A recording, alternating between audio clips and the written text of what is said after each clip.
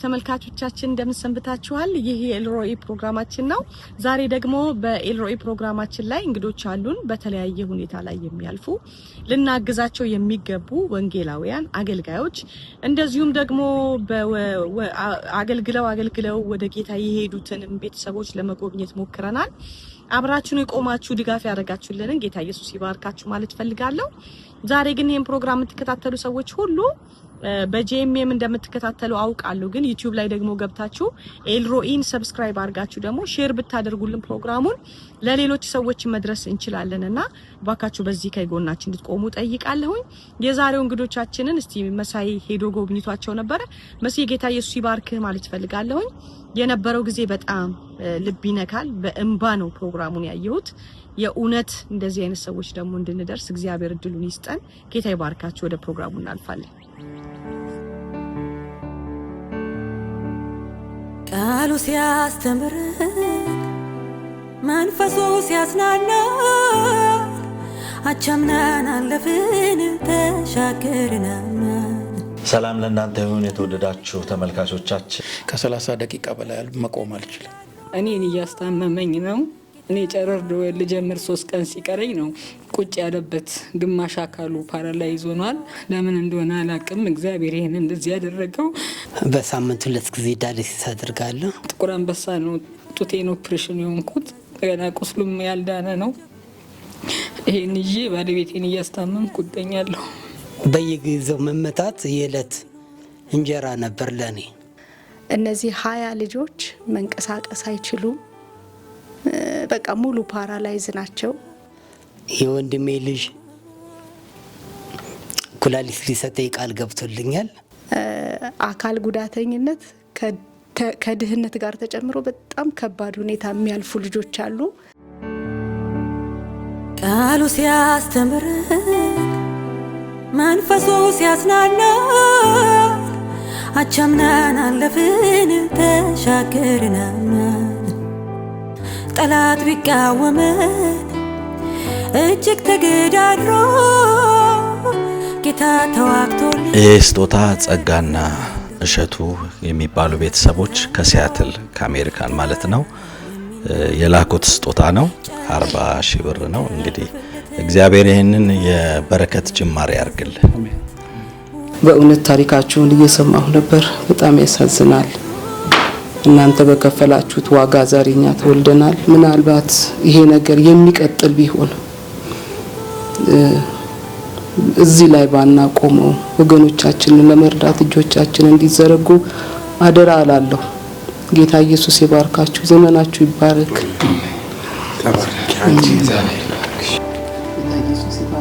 መጻተኞች ብንሆን ምድር ያልተገባ ይሄ 50,000 ብር ከዛ የተላከሎትና የተሰጠው ስጦታ ነው። እሱን አበረክታለሁ። ጌትዬና ሂሩት የሚባሉ የትዳር አጋሮች የሰጡት 50,000 ብር ነው። እንግዲህ እህታችን ሄደን በካናዳ የምትኖር እህት ናት። እሷ በዛ የሚኖሩ ቅዱሳንን አስተባብራ ይሄንን 50,000 ብር ስጦታ ልካለች። ካናዳ ካሉት ቅዱሳን ከነሱ ጋር በመሆን በመማከር ለእናንተ ደግሞ ይህን 50,000 ብር እኔ እንዳደርስ ተልኬ የመጣሁት። እግዚአብሔር ይባርካችሁ። ተባረኩ። የእግዚአብሔር ቃል ቅዱሳንን ስላገለገላችሁ ለስሙ የሚያሳያችሁትን ፍቅር ይበዛ ዘንድ እግዚአብሔር እማማ ይሻረግ እንግዲህ ጸጋና እሸቱ የሚባሉ ከሲያትል ከአሜሪካን በእርግጥ በአካል አያውቁትም፣ ግን ደግሞ በተለያየ መንገድ ዋጋ ለከፈሉ እናቶች፣ አባቶች ስጦታ ስጡልን ብለው ይህንን ከሰጡን ስጦታዎች ከሰጡን ገንዘብ ውስጥ ይህንን 40,000 ብር ለእርሶ እንድንሰጥ ነው እንትን ያሉት። ይሄ 40,000 ብር ነው። እግዚአብሔር አምላክ ይባርኮት። ተቀብያለሁ። ከሚቀበል የሚሰጥ ማን ነው? ይባረካል የሚል ነው።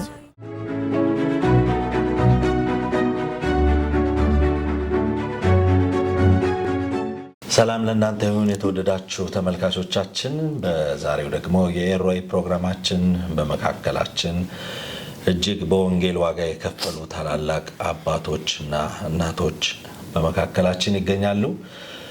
እንግዲህ በኤሮይ ፕሮግራማችን ሁል ጊዜም እንደምናደርገው የተለያዩ በወንጌል ዋጋ የከፈሉ እናቶችና አባቶች ዛሬ ላይ በህመም ያሉ በጡረታ ያሉ ረጄ የሌላቸው ደጋፊ የሌላቸውን እንግዲህ ወደ እናንተ በማድረስ እናንተም ደግሞ በበኩላችሁ እግዚአብሔር በልባችሁ ባስቀመጠው ነገር እንድትደግፏቸው ከጎናቸው እንድትቆሙ ወደ እናንተ የማድረስ ፕሮግራም ነው። ዛሬ ደግሞ በመካከላችን የተለያዩ እንግዶች አሉን።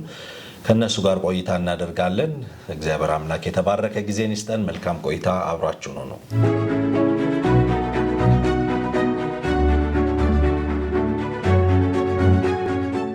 እንኳን ደህና መጣችሁ። እንግዲህ አንዳንዶቻችሁ ባለቤቶቻችሁን ወክላችሁ ነው በወንጌል ዋጋ የከፈሉ ባለቤቶቻችሁ፣ አንዳንዶቹ በአልጋ ላይ ያሉ፣ አንዳቸው ደግሞ ወደ ጌታ የሚሄዱ አሉ። ለማንኛውም እናንተ እንኳን ደህና መጣችሁ ለማለት እወዳለሁ። ራሳችሁን በማስተዋወቅ ብትጀምሩ ብዬ እንግዲህ ልጋብዝ። ማን ልበል? እርስዎን? ገረሱ ዋቅጅራ እባላለሁ። ኦኬ። ምን ያህል ዘመን አገለገሉ በወንጌል? ከ84 እስከ 2013። ኦኬ። ከዛ በኋላ ታመምኩኝና አገልግሎት አቆምኩኝ። ለ2 ዓመት ታመምኩ። ስኳርና ግፊት ነበር። ከዛ አቋረጥኩኝ እና እስካሁን ድረስ ህመሙም ብዙ እንትን አልተሻለኝም። በሚወጣልኝ ፕሮግራም አገለግላለሁ፣ በጸሎት አገለግላለሁ፣ እንደገና በማማከር አገለግላለሁ። ጋብቻ ይሄ ነው። ከ84 ጀምሮ እስከ መጀመሪያ አገልግሎት የጀመርኩት ሰፈር ውስጥ ነው፣ አንድም ክርስቲያን በሌለበት ማለት ነው። እዚህ ቡኢ ማዶ ላይ ገንቤላ የሚባል ቀበሌ አለ። የትውልድ ሰፈሬ ነው። ከዛ ድሬዳዋ ነበርኩኝ። ድሬዳዋ ስራ ነበረኝ። ያን የደርግ ሲገባ እንደገና ሲረበሽ ወጣሁኝ። ስወጣ በራእይ ሰፈር ያሳየኝ ነበር፣ የወጣሁበትን ሰፈር። ከዛ ሄጄ ጀመርኩኝ። ስጸልይ ለ2 ወር ያህል በጾምና በጸሎት እየጸለይኩኝ በአንድ ምሽት 7 ሰዎች ንስሐ ገቡ። አሁን እዛ አካባቢ ከለቀቁትም በትምህርት በስራ ከወጡት ሌላ 250 አሉ። ትልቅ አጥቢያ አለ አሁን መሰረተ ክርስቶስ። ከዛ በኋላ ዶክተር ሰናይት የምትባል እህት እሷ ቡኢ መጣች ከተማ ፋርማሲ ከፍታ ስትገባ እሱ ወደዚህ መጥቶ በወር እየከፈልኩት ያገልግል ብላ እዛ እያገለገልኩኝ በ87 አቋርጣ አሜሪካ ሄደች።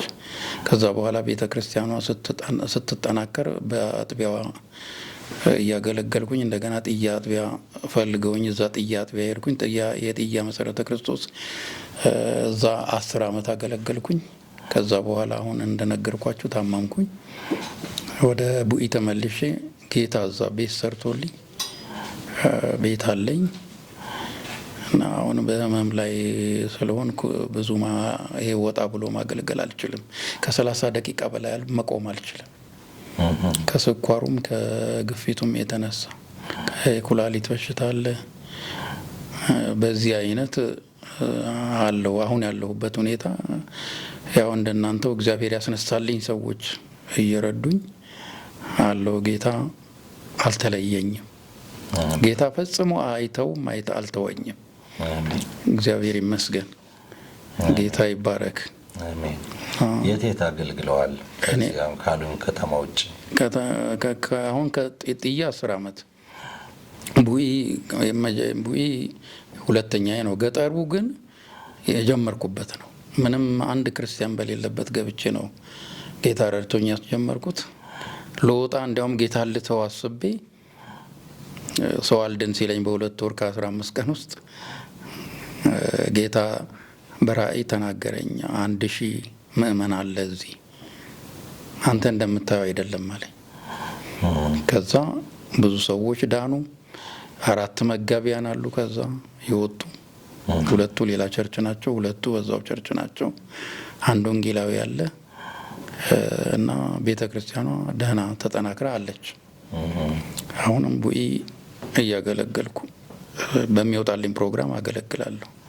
ሕክምና ይከታተላሉ? ሕክምና የስኳሩን በሽታ እከታተለዋለሁ። አንዴ ከፍ ይላል፣ አንዴ ዝቅ ይላል። በዛ ሁኔታ ነው ያለሁት። እንደገና እግሬን 2ቱንም እግሬ ያመኛል። ብዙ መንቀሳቀስ አልችልም። ባጃጅ ወደ ከተማ መሄድ ስፈልግ ባጃጅ ነው የምጠቀመው። አሁን ያለሁበት ሁኔታ እንደዚህ ነው። የሚረዳውት አለ? ማን ነው የሚያግዘውት? ቤት ውስጥስ? ቤት ውስጥ ባለቤቴ ያለች። እሷም ኩላሊትሽ ፌል አድርጓል ተብላ ባለፈው ብዙ አትንቀሳቀስም። በሳምንት 2 ቀን ገበያ አለ።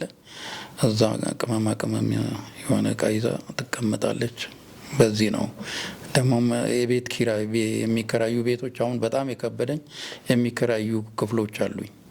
እነዛ እየፈራረሱ እድሳት ስላስፈለጋቸው በጣም ነው ሀሳብ ላይ ያለሁት። እንደገና ደግሞ መዘጋጃ እየመጣ ይሄን ሾህ አንሳ አጥሩን እያለ በየቀኑ እነሱም እንዳይሰሩልኝ አቅም የላቸውም መሰለኝ፣ እንዳያፈርሱትም ጨንቋቸው በዚህ ሁኔታ ነው ያሉት። ቸርች ደግሞ አሁን ትንሽ እየተንቀሳቀሰች ነው። አጥቢያዋ ምእመናን እያስተባበረች ነው።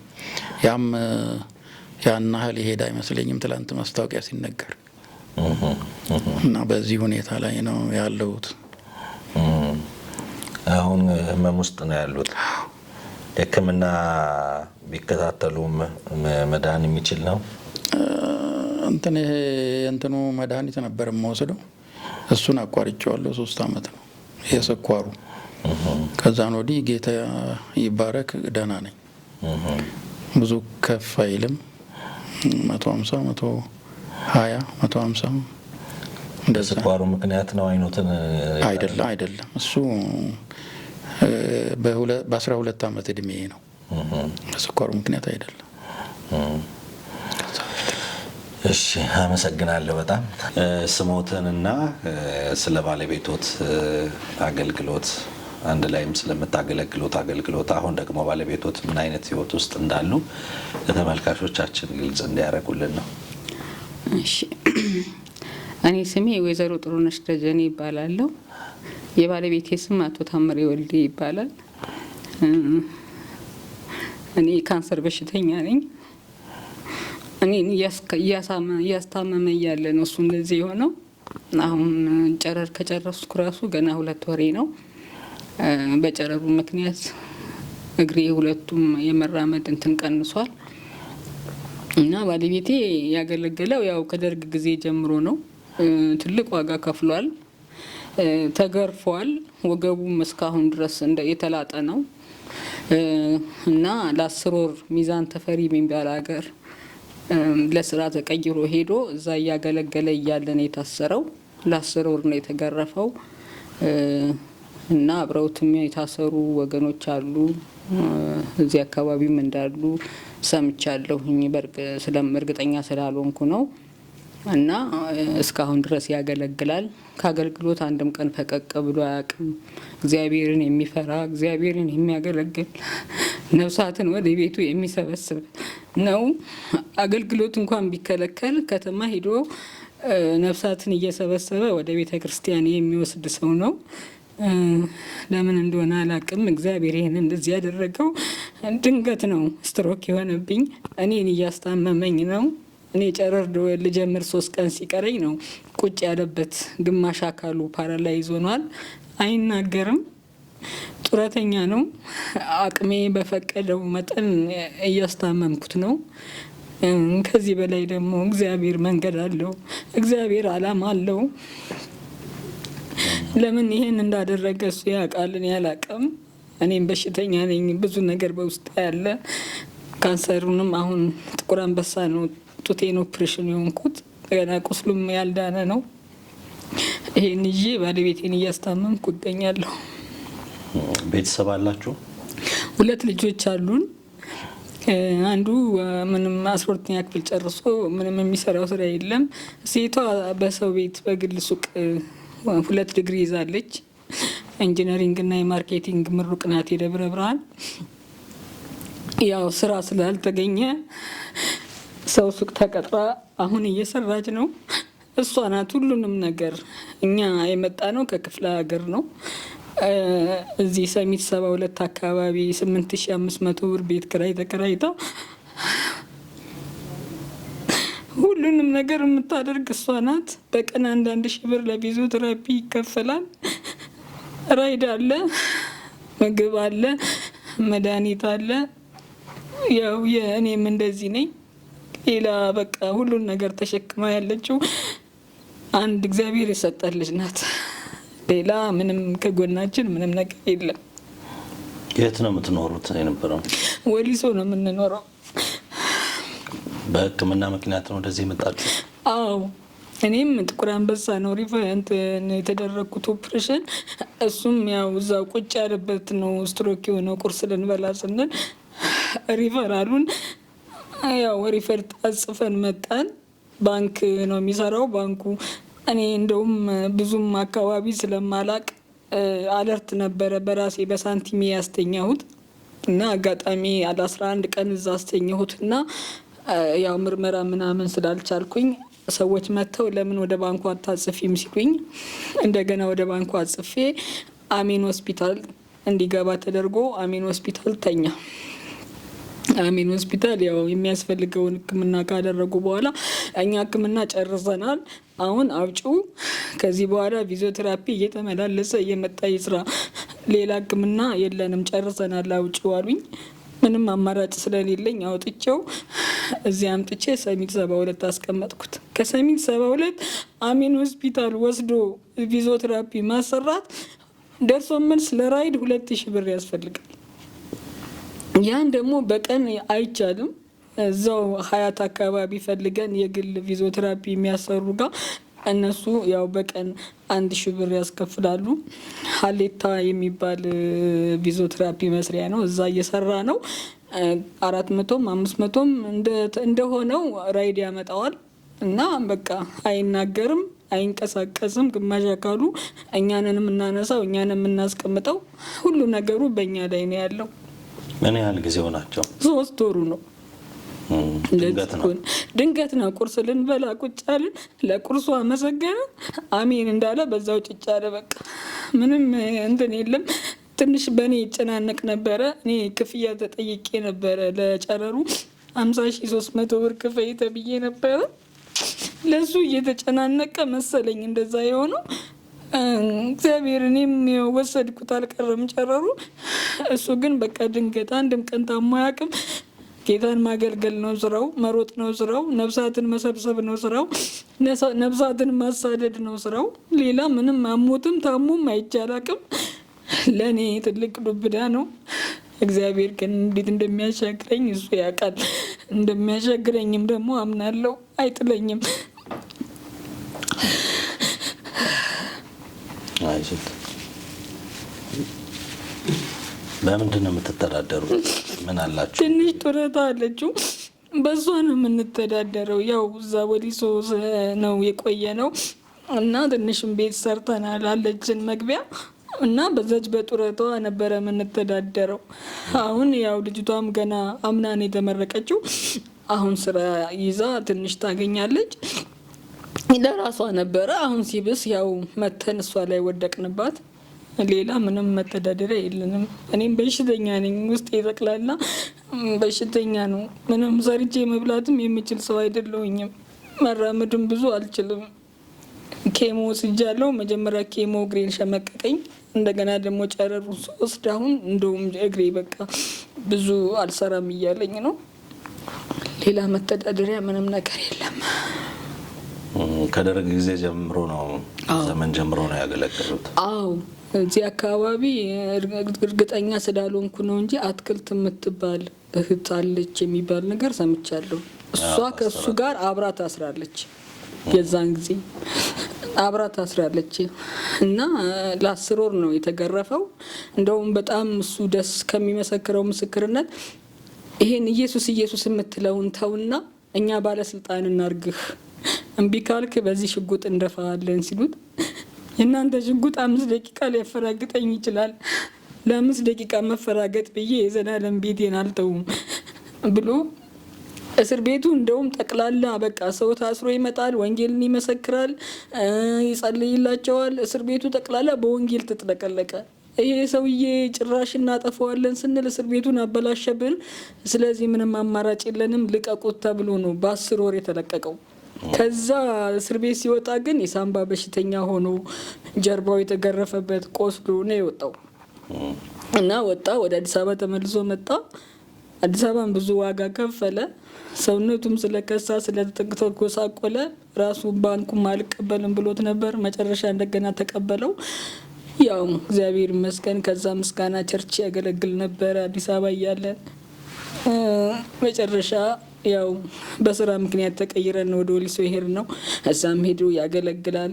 በጠሩት ሰዓት ፕሮግራም በሰጡት ሰዓት ያገለግላል። በተረፈ ግን አንድም ሰዓት ማባከን አይፈልግም። ፕሮግራም በሌለውና በማይሄድበት ሰዓት ግን ነፍሳትን እያሳደደ ወደ ቤቱ ያመጣል። በዛ ሁኔታ ላይ እያለ ነው በቃ እንደዚህ ይሁን። ይህንን የሚመለከቱ ተመልካቾች አሁን በምን ዙሪያ ላይ ነው እንደው እንደ ቤተሰብ መቆም ያለባቸው? እንደ ክርስቲያን፣ እንደ አገልጋይን እንደሚደግፍ እንደ ወንድም እንደ እህት እኔ የምለው እሱ ዳግም ቆሞ ጌታን ማገልገል እንዳለበት ነው ማምነው እና ጥሩ ሕክምና ቢያገኝ በቃ የዚህ ያገኘው ሕክምና ይሄን ያህል አርኪ አይደለም። ጥሩ ሕክምና ቢያገኝና አንደበቱ ቢከፈት ቆሞ ቢሄድ ዳግም እግዚአብሔርን በተሰጠው እድሜ ቢያገለግል እና ያንን ሕክምና ለማግኘት ደግሞ ብር ያስፈልጋል። ያው ግድ ነው። አሁን እንኳን ባለው ሁኔታ ለ15 ቀን 15,000 ብር ነው የምንከፍለው። በ15 ቀን ነው የሚያስከፍሉን። ለ15 ቀን 15,000 ብር ነው የሚከፈለው እና አሁን ከዛ የበለጠ ቢኖረን ከዛ የበለጠ ደግሞ ሌላ ጥሩ ሕክምና ይኖራል ብዬ አስባለሁ እና የረባ ሕክምና በደንብ አላገኘም። በቃ እኔ አሁን ጥሩ ሕክምና ቢያገኝና ቢታከምና ዳግም ደግሞ እግዚአብሔርንም ቢያገለግል የኔ ምኞቴ ይሄ ነው፣ ሌላ አይደለም። እሺ ኦኬ። ወንጌላዊ መኮንን ሹመት እባላለሁ። የመጣሁት ከደሴ ነው። ጌታ ኢየሱስ ክርስቶስን እንደ ግል አዳኝ የተቀበልኩት በ1981 ነሐሴ 20 ቀን ነው እና ጌታን ከተቀበልኩ በኋላ በዛ ሰዓት የ8ኛ ክፍል ተማሪ ነኝ እና በኪሴ ትራክቶችን መያዝ ወደ ነበረ። ከዛ በኋላ ከተማ ውስጥ ትራክቶችን ማደል ጀመርኩኝ። የመንገድ ላይ የወንጌልን አገልግሎት ለ34 ዓመት ሳገለግል ቆይቻለሁ ማለት ነው። የዛሬ 20 ዓመት ነው መሰለኝ አንድ ጋዜጣ ላይ መንገደኛ ወንጌላዊ የሚል አንድ ታይትል ወጥቶ ነበር። ከጓል ድንጋይ ወገራና ከሽመልበት ባሻገር ያሉ ምስክሮች የሚል ነው እና ወንጌላዊ መኮንን ሹመት ብሎ ነው ያወጣ። ከዛ ጀምሮ በደሴ ከተማ የመንገድ ለመጀመሪያ ጊዜ በደሴ ከተማ የመንገድ ላይ አገልግሎትን የጀመርኩት እኔ ነኝ። በዛች ከተማ ተደብድብ ያለው ስድብ ካልሽው በየጊዜው መመታት የዕለት እንጀራ ነበር ለኔ። ስለዚህ በዛ ሁሉ ቻሌንጆች መካከል በማለፌ በጌታ ጸጋና ኃይል ጌታን አመሰግናለሁ። የቸርች ወንጌላዊ አይደለሁም፣ ግን ለጌታ ጊዜን በመስጠት ለ34 ዓመት ወንጌልን አገልግያለሁ። እኔ የቸርች ተከፋይ አይደለሁም። የእግዚአብሔር ጸጋና ሰላም ለእኔ አበሌ ነበር እና በዚህ ሁሉ መካከል እንትን ስል የዛሬ 4 ዓመት ነው 3 ዓመት አይኔ በስኳር ምክንያት ሁለቱም አይኖቼ ማንበብና መጻፍ አይችሉም እና አሁን አንዱ አይነ ብቻ ነው። የዛሬ 2 ዓመት የተወሰኑ ቅዱሳኖች ጎፈንድ አሰባስበውልኝ አንድ አይኔ ሰርጀሪ ያደረገ፣ ግን ሰርጀሪ ያደረገው ከቆየ በኋላ ስለነበር መዳን አልቻለም። እዛው አዲስ አበባ ያደረግኩት አንዱ አይኔ ደግሞ የተወሰነ ብርሃን አለው እና አሁን ሁለቱም አይኖቼ ማንበብ መጻፍ አይችሉም እና ብዙ መካከል ግን የእግዚአብሔር ምሕረትና ጸጋ በዝተውልኝ ዛሬም በሕይወት አለሁ እና የዛሬ 2 ዓመት ድንገት ሁለቱም ኩላሊቶቼ ፌል ያደረጉ እና አሁን በዳያሊሲስ ነው ያለሁት። በሳምንት 2 ጊዜ ዳያሊሲስ አድርጋለሁ። ያው የሚገርምና የሚደንቅ ነገር የተለያየ ቦታ ያሉ ቅዱሳኖች የኔን አገልግሎት የሚያውቁና በዚህ ቻሌንጅ ውስጥ በመሆኔ እነሱ በሚያደርጉልኝ የፍቅር ስጦታ ዛሬ በሕይወት አለሁኝ እና በሳምንት 4,000 ብር አወጣለሁ። በሳምንት 2 ጊዜ ነው። የግድ 8,000 ብር ለዳያሊሲስ ይወጣል እና በዚህ ሁሉ መካከል ኦልሬዲ እስካሁን በሕይወት አለሁ። የወንድሜ ልጅ ኩላሊት ሊሰጠኝ ቃል ገብቶልኛል። ኦልሬዲ እንግዲህ ንቅለ ተከላ ለማድረግ አሁን በዝግጅት ላይ ነኝ። እግዚአብሔር ደግሞ ሌላውን ነገር ማሟላት እንዲችል እየጸለይኩ ነው። ያው የኔ ነገር በቅዱሳኖች እጅ ነው ማለት ነው። ስለዚህ እምለው ቅዱሳኖች የፍቅር ስጦታቸውን ቸርነት ብታደርጉልን ቀጣይ ላለው የሕይወት ዘመናችንና ጌታን ለማገልገል ብርታትና አቅም ይኖረናል ብዬ አስባለሁኝ። ይታወቃል። አሁን አንተ ለሕክምና የሚያስፈልግ ወጪ የንቅለ ተከላው ነው እስከ 4 ሚሊዮን ያስፈልጋል ብለውኛል ሐኪሞች። እንግዲህ እግዚአብሔር ያው ቱርክ ወይም የተለያዩ ቦታ ሄዶ ነው ንቅለ ተከላ ማድረግ የሚቻለው። ለአይኖችስ አሁን ሕክምና ብታገኝ ከዚህ በኋላ የመዳን የማየት አቅም ይኖራቸዋል?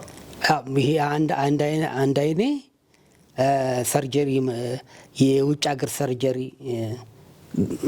ባገኝ ኦልሬዲ እንደሚድን ነግረውኛል። እንግዲህ እግዚአብሔር ደግሞ የሚያደርገውን ደግሞ ጠብቃለሁኝ። አጠቃላይ ምን ያህል ጊዜ ሆነ አሁን እንደዚህ በህመም ውስጥ ካለ? ከ4 ዓመት ብቻ ነው በህመም ውስጥ እስካሁን ያለሁት 4 ዓመት ነው። በዛ 4 ዓመት ነው እነዚህ ነገሮች ሁሉ እንትን ያሉት። አሁን ኩላሊቴ ደግሞ 2 ዓመት ሆነው ሁለቱም ኩላሊቶቼ ፌል አደረጉ። በቃ ያም ኬዙ የስኳር ምክንያት ነው እና እግዚአብሔር ስም የተባረከ ይሁን። አሜን። ሰላም። መልካም ነው። ስሜ አስመረት ሀብተ ማርያም እባላለሁ። ባለቤቴ ፓስተር ዝክረ መላኩ ይባል ነበር። 2009 ላይ ነው ወደ ጌታ የሄደው። ወደ ጌታ ከመሄዱ በፊት ከ84 ዓመተ ምህረት እስከ 2009 ለ25 ዓመታት ጌታን አገልግሎ ለጌታ ኑሮ ነው ያለፈው። 5 ልጆች አሉኝ። ከ5ቱ ልጆች መካከል ሁለተኛዋ ልጄ አካል ጉዳተኛ ናት።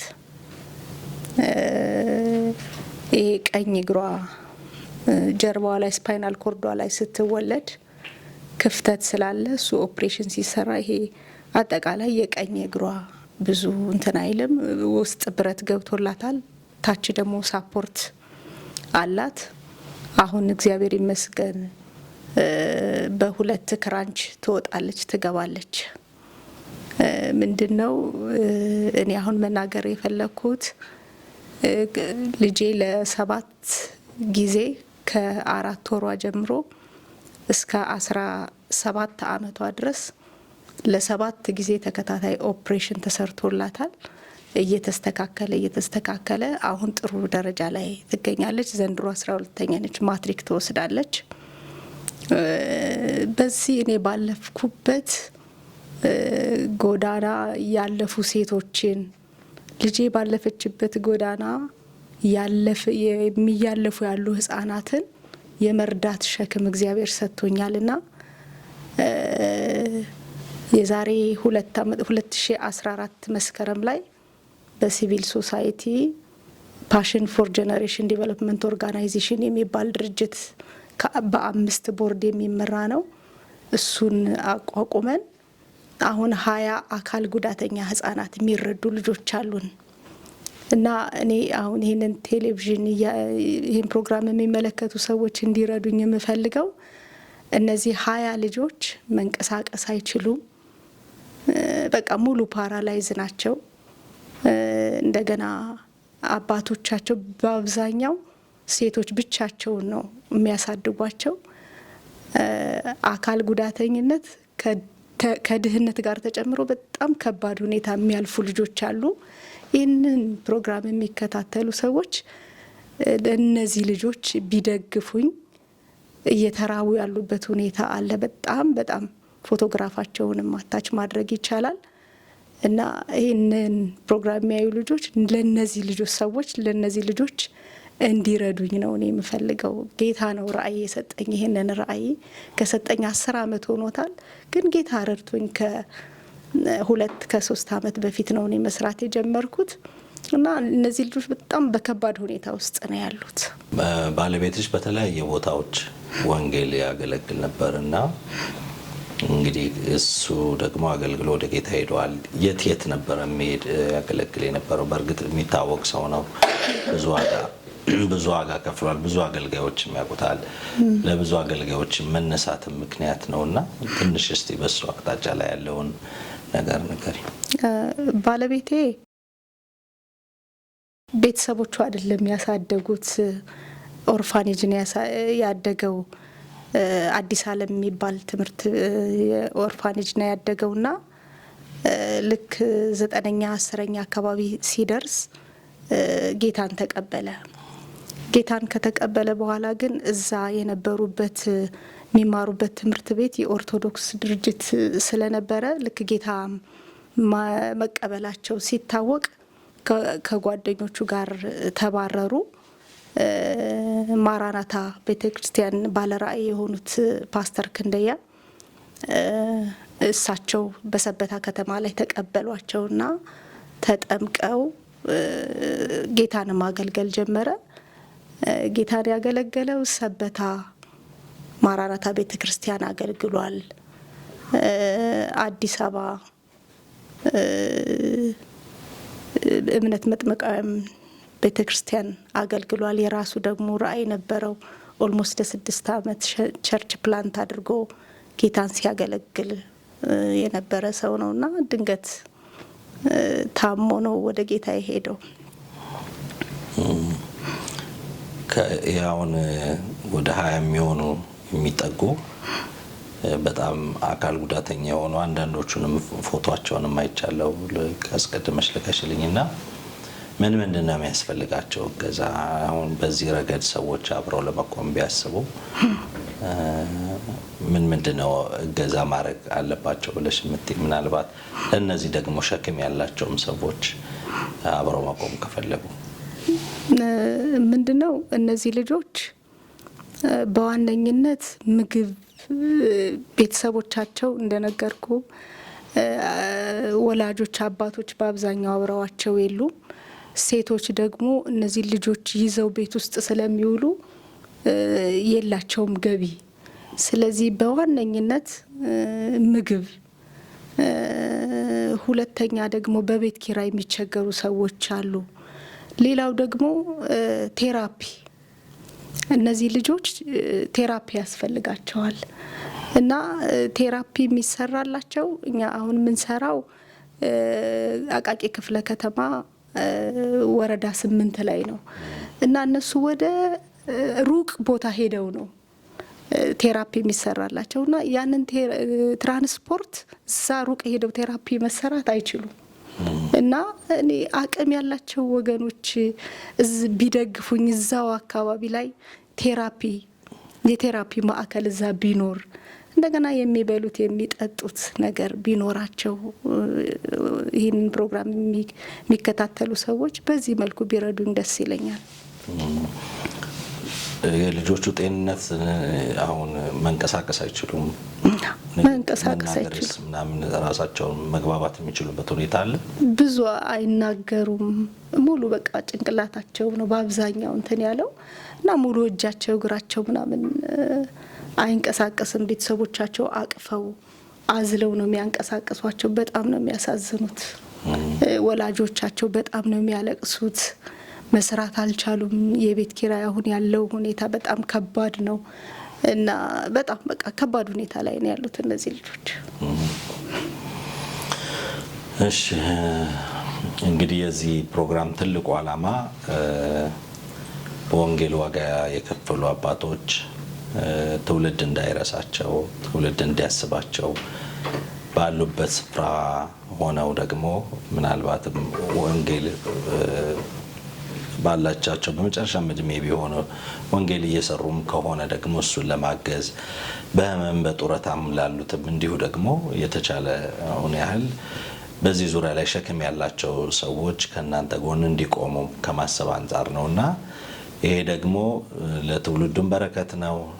እናንተም ደግሞ በቤተሰባችሁ ውስጥ ያለው ችግር ደግሞ ጥቂት መፍትሄም ቢያመጣም በዘላቂነት ደግሞ ሰዎች ከጎናችሁም እንዲቆሙ ጭምር ከማሰብ አንጻር ነውና እንግዲህ በመካከላችን ደግሞ ዛሬ የሚችሉትን ያህል ድጋፍ ለማድረግ ከጎናችሁ ለመቆም ለማበረታታት አይዟችሁ ለማለት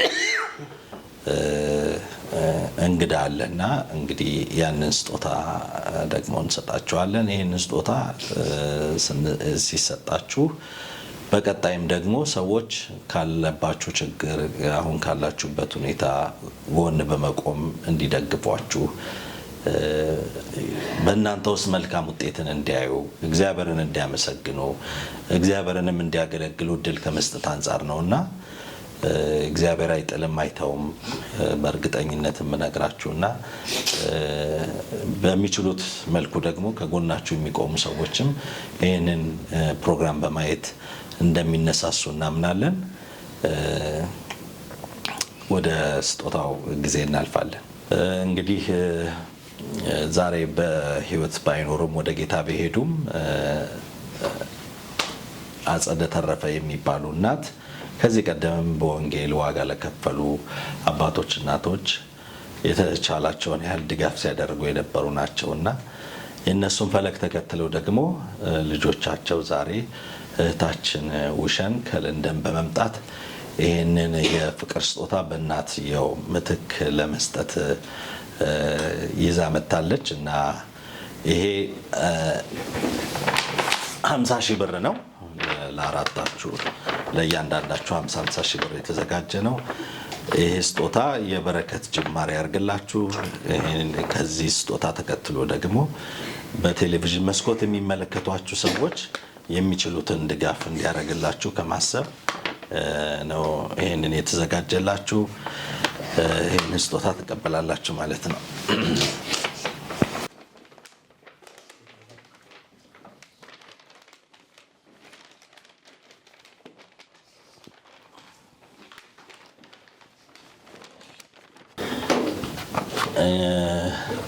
እንግዲህ በመካከላችን ይህንን ስጦታ ከለንደን ድረስ ይዛ የመጣችው እህታችን ውሸል የወላጆቿን ፈለግ ተከትላ በቀጣይም ደግሞ በምትችለው መልኩ ደግሞ ከእናንተ ውስጥ በልቧ በተሰማት ድጋፍ ለማድረግ ቃል ገብታለች። ይህንን ደግሞ በቴሌቪዥን የሚከታተሉም ደግሞ ካለባችሁ ችግር ከሰሙት ነገር አንጻር ተነስተው የሚችሉትን ድጋፍ እንደሚያደርጉ እናምናለን። ለዚህ ሁሉ ደግሞ ምክንያት የሆነችን እህታችን ሄደን ናት። እንግዲህ ይሄ የእሷ ፕሮግራም የእሷ ራዕይ ነውና ይህንንም ስጦታ ላበረከተችው ለቤተሰቦቿም ጭምር እንዲሁም ደግሞ ለእህታችን ሄደን ብትባርኩ ደስ ይለኛል። እንግዲህ ለእርሶ ልስጦት መሰለኝ። እንጸልይ። የዘላለም አምላክ እግዚአብሔር ሆይ ክብር ሁሉ በምድርና በሰማይ ላንተ ይሁን። ምስራቅ ምዕራቡ ያንተ፣ ሰሜን ደቡቡ ያንተ፣ ሰማይ ምድሩ ያንተ። የዘላለም አምላክ እግዚአብሔር ሆይ ክብር ላንተ ይሁን። በጌታ በኢየሱስ ክርስቶስ ስም ስለዚህ ጊዜና ሰዓት እናመሰግናለን። ክብር በምድርና በሰማይ ላንተ ይሁን። እግዚአብሔር ሆይ እናመሰግናለን። እግዚአብሔር ሆይ እናመሰግናለን። እግዚአብሔር ሆይ እናመሰግናለን። ከምንም በላይ የዘላለምን ሕይወት የሰጠህን እንዲህ ያለ እግዚአብሔር ሆይ የአምልኮን ምስጢር የገለጥክልን የዘላለም አምላክ እግዚአብሔር ሆይ ስምህ ይባረክ። እግዚአብሔር ሆይ መነሻችንን እናውቀዋለን። አንተ ቤትም ስፍራ አንተ ትልቅ ነህ። ስምህ ለዘላለም ይባረክ። እግዚአብሔር ሆይ ባለፍንባቸው መንገዶች ሁሉ እግዚአብሔር ሆይ ከኛ ጋር ስለነበርክ እናመሰግናለን። ስላልተውከን ስላልጣልከን ስምህ ለዘላለም የተባረከ ይሁን። እግዚአብሔር ሆይ በጌታ በኢየሱስ ክርስቶስ ስም አሁንም ለዚህ ወንጌል እግዚአብሔር ሆይ ባለን እድሜ ባለን ጊዜ እግዚአብሔር ሆይ እንድናገለግል አንተ እርዳን። በጌታ በኢየሱስ ክርስቶስ ስም ያሉብን ችግሮች ወንጌሉን እንዳናገለግል አይከለክሉንም። አንተ ትልቅ ስለሆንክ የምናገለግለውም በአንተ ኃይልና ጉልበት ጸጋ ስለሆነ የዘላለም አምላክ እግዚአብሔር ሆይ ስምህ ይባረክ። ስለምታደርገው መልካም ነገር ሁሉ ስላደረግከው መልካም ነገር ስምህ ለዘላለም የተባረከ ይሁን። እግዚአብሔር ሆይ በዚህ በጂኤምኤም ቲቪ የሚያገለግሉትን ሁሉ በኢየሱስ ስም አንተ ባርካቸው። ዕለት ዕለት መገለጥን ስጣቸው። ድምፅህን እየሰሙ ፊትህን እያዩ እንዲያገለግሉ እርዳቸው። በጌታ በኢየሱስ ክርስቶስ ስም አቅምና ጉልበት ሁናቸው። የዘላለም አምላክ እግዚአብሔር ሆይ ከእንግሊዝ መጥታ እያገለገለችን ያለችዋን እህት በኢየሱስ ስም አንተ ባርካት። ኤደንን ባርክ። ቤተሰቦቻቸውን ባርክ። በጌታ በኢየሱስ ክርስቶስ ስም አሁንም ሌሎችን የሚያገለግሉበትን አቅም ፍጠርላቸው፣ ጉልበት ፍጠርላቸው። ብሩም ወርቁም ያንተ ነው። የዘላለም አምላክ እግዚአብሔር ሆይ በጌታ በኢየሱስ ክርስቶስ ስም አሁንም ለወገኖቼ በረከት ይለቀቅ፣ ሰላም ይለቀቅ፣ ጤንነት ይለቀቅ፣ ደስታ ይለቀቅ። በጌታ በኢየሱስ ክርስቶስ ስም በረከት የተባለ በረከት ሁሉ በኢየሱስ ስም ይለቀቅላቸው። እኛን ስለረዳህን ተመስገን፣ ስላገዝከን ተመስገን። እግዚአብሔር ሆይ በወገኖቻችን በኩል እግዚአብሔር ሆይ ችግሮቻችንን ስላየህ እኛንም ልትረዳ ስለተነሳህ እናመሰግናለን። እስከ ዛሬም በሕይወት ያለነው አንተ ስለረዳን ነው፣ ስላገዝከን ነው። በጌታ በኢየሱስ ስም ክብር ላንተ ይሁን። በጌታ በኢየሱስ ክርስቶስ ስም በኢትዮጵያ ምድር የሚድኑትን አብዛ። በጌታ በኢየሱስ ክርስቶስ ስም ለአብያተ ክርስቲያናት አቅመን ፍጠር። በጌታ በኢየሱስ ክርስቶስ ስም ለአገልጋዮችና ለወንጌላውያን ለመጋቢያን ሁሉ ጥበብ እየሰጠህ እግዚአብሔር ሆይ በኢየሱስ ክርስቶስ ስም አንተን በመፍራት እንዲያገለግሉህ እንድትረዳቸው በኢየሱስ ስም እኔ ጸልያለሁ።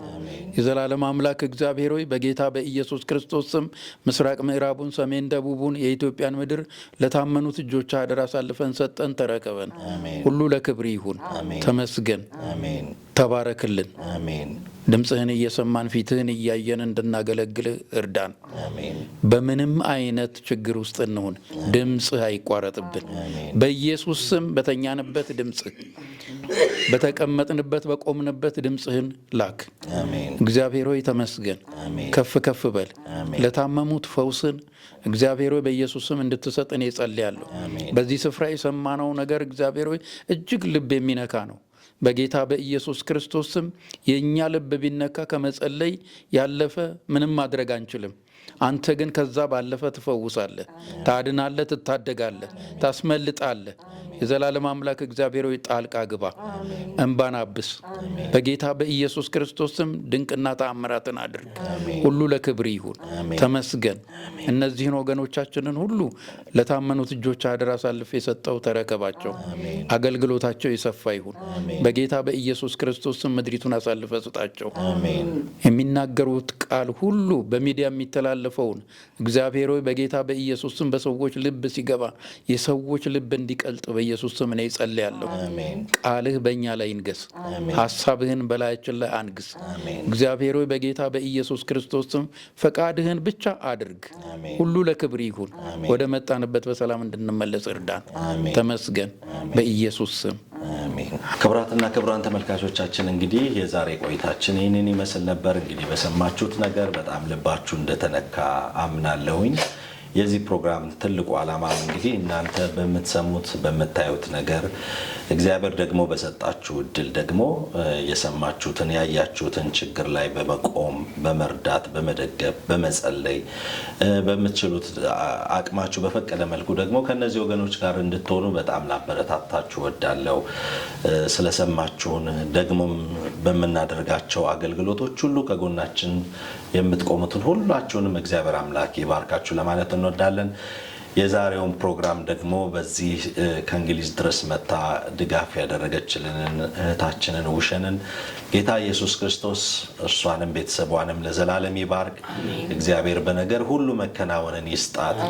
ደግሞም እንደሷ ያሉትን እግዚአብሔር ደግሞ በምድር ሁሉ ላይ እንዲያስነሳ በጣም እንለምናለን። እግዚአብሔር አምላክ የተባረከ ይሁን። የዛሬውን በዚህ ፈጽመናል። ጌታ ኢየሱስ ክርስቶስ በነገር ሁሉ የተባረከ ይሁን። ክብሩም ሁሉ ደግሞ ለሱ ይሁን። ተባረኩ። ቃሉ ሲያስተምር መንፈሱ ሲያጽናና አቻምናን አለፍን ተሻገርናል። ጠላት ቢቃወመን እጅግ ተገዳድሮ ጌታ ተዋግቶልን። ይህ ስጦታ ጸጋና እሸቱ የሚባሉ ቤተሰቦች ከሲያትል ከአሜሪካን ማለት ነው የላኩት ስጦታ ነው። 40,000 ብር ነው። እንግዲህ እግዚአብሔር ይህንን የበረከት ጅማሬ ያርግል። በእውነት ታሪካችሁን እየሰማሁ ነበር። በጣም ያሳዝናል። እናንተ በከፈላችሁት ዋጋ ዛሬኛ ተወልደናል። ምናልባት ይሄ ነገር የሚቀጥል ቢሆን እዚህ ላይ ባናቆመው ወገኖቻችንን ለመርዳት እጆቻችን እንዲዘረጉ አደራ አላለሁ። ጌታ ኢየሱስ ይባርካችሁ፣ ዘመናችሁ ይባረክ።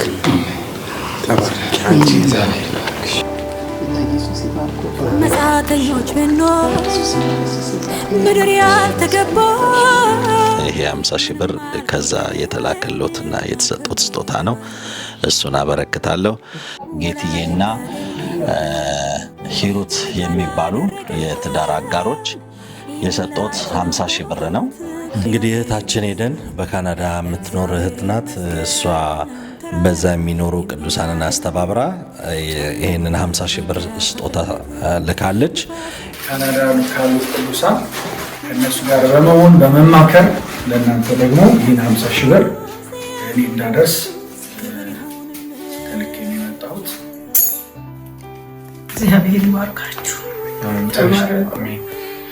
የእግዚአብሔር ቃል ቅዱሳንን ስላገለገላችሁ ለስሙ የሚያሳያችሁትን ፍቅር ይረሳ ዘንድ እግዚአብሔር እማማ ይሻረግ እንግዲህ ጸጋና እሸቱ የሚባሉ ከሲያትል ከአሜሪካን በእርግጥ በአካል አያውቁትም፣ ግን ደግሞ በተለያየ መንገድ ዋጋ ለከፈሉ እናቶች፣ አባቶች ስጦታ ስጡልን ብለው ይህንን ከሰጡን ስጦታዎች ከሰጡን ገንዘብ ውስጥ ይህንን 40 ሺህ ብር ለእርሶ እንድንሰጥ ነው እንትን ያሉት።